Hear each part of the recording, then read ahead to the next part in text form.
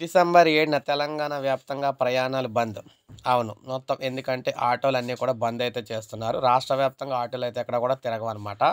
రాష్ట్రంలో ఆటో డ్రైవర్ల సమస్యలు పరిష్కరించడంలో నిర్లక్ష్యం వహిస్తున్న ప్రభుత్వ తీరుని నిరసిస్తూ డిసెంబర్ 7న రాష్ట్ర వ్యాప్తంగా ఆటో బంద్ నిర్వహిస్తున్నట్లు తెలంగాణ రాష్ట్ర ఆటో డ్రైవర్స్ యూనియన్ జేఏసీ ప్రకటించింది.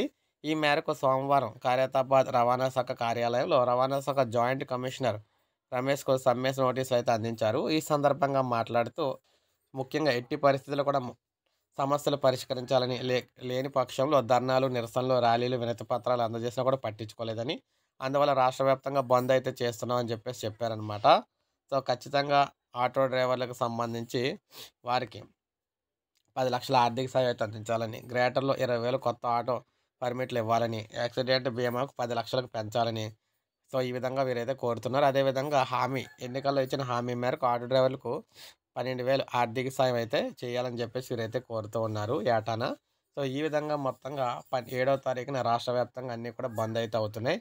సో, ఒక లైక్ చేయండి, సబ్స్క్రైబ్ చేసుకోవద్దు. మన ఛానల్ సబ్స్క్రైబ్ చేసుకోండి.